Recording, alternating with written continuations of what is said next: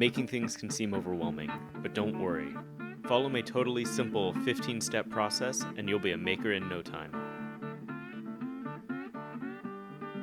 You're going through the motions, your job is exhausting, you don't get to see your friends or family enough, and you haven't had a girlfriend in years. You spend most of your time watching TV and browsing Reddit. You know you need a change of some kind, but you don't know where to find it. Find a rabbit hole and dive in. It helps to surround yourself with like-minded people. Events like Open Sauce are full of normal people making incredible things. Walk around, enjoy the exhibits, maybe participate in the egg drop. Watch the Shredder Derby, bask in the glory of the big booty among us. You may feel the urge to make your own exhibit next year. Pursue that urge. After all, how hard could it possibly be? Once you start seriously thinking about this, your head will fill with ideas. Most of them are bad. The trick is to find the good ones. The way to do this is setting criteria. You live in Portland and Open Sauce is in San Francisco. That is a 12-hour drive and you don't want to pay for checked bags, so the project needs to be able to fit in your carry-on. This disqualifies your 400-pound mechanical battery idea. You also don't want to end up on the no-fly list, so the rocket-propelled Nerf blaster is out as well. Finally, your favorite projects were all interactive, so that is a must. Your solution? Puzzle scavenger hunt.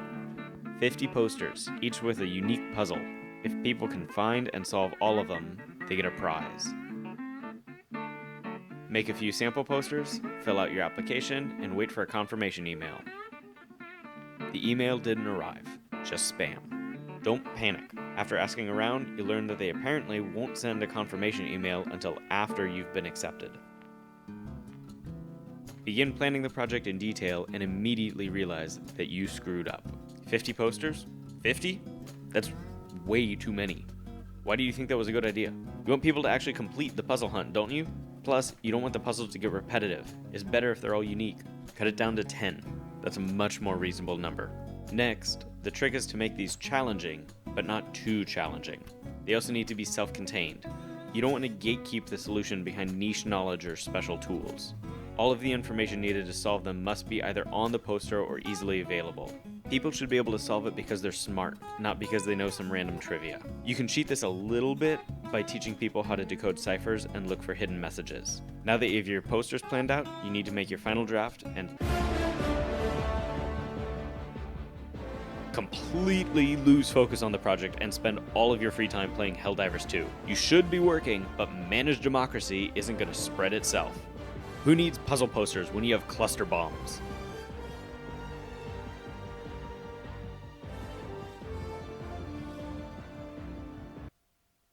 Okay, you suddenly have a lot less free time for the project. Don't panic. If you can focus up, you'll be fine. Sure, you've completely lost your momentum, but if you power through, you'll get back in the groove. Especially when you realize that you can make a found cat poster with a possum on it. Something may be wrong with your sense of humor, but who cares? You have 10 posters, but more importantly, you found a possum plush on Amazon to have at your booth. Open Sauce is 2 months away and you still have not heard back yet.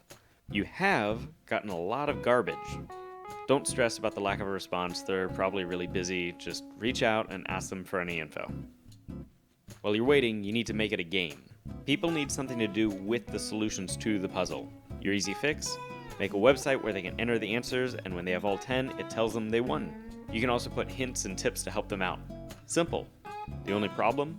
You don't know how to do any of that. In fact, you know so little about how to do it that you don't even know what to Google. You're not a web designer or a coder, you're a chef. Don't panic. The most important part of the page is explaining what the puzzle is and some hints and tips. Your solution? Trick your photography portfolio into becoming a puzzle tutorial. And with that, the project is almost done.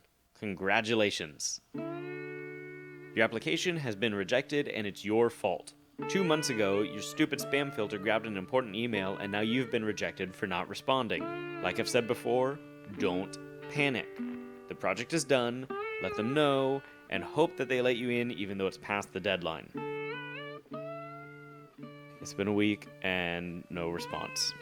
At this point, you should accept the rejection and move on. Convince yourself that this is what you really wanted. I mean, you're planning to go to open source whether you're exhibiting or not, and this way you won't be stuck in a booth all day. You can actually enjoy the convention and see what everyone else did. Plus, open source is only a few weeks away, and you didn't really have a plan for your booth. This was an event with almost 20,000 people going, and you weren't really ready for it.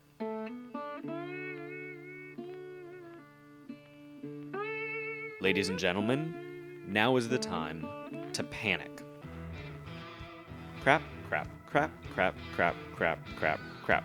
Yeah, the project is sort of done, but you've still got a lot to do. You've got to print the posters, you need to figure out how to decorate your booth, but most of all, you need to figure out some sort of prize for the people who completed the entire hunt. It's a lot, but the end is in sight. The panic is your friend.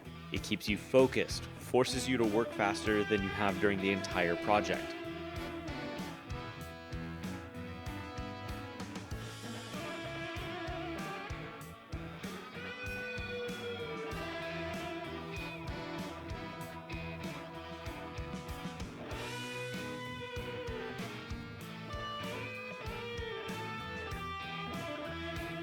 And suddenly, you're done. The boxes are all checked, the posters are printed, all that remains is to go to open source. You're in the home stretch now.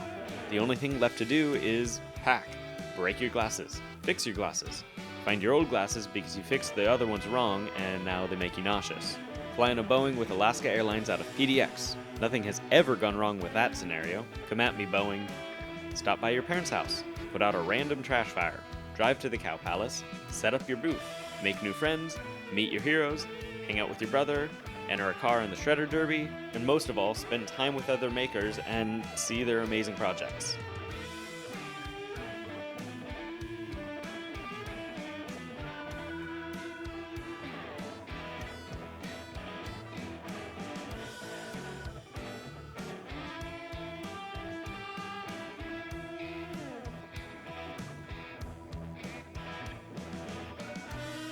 And you did it!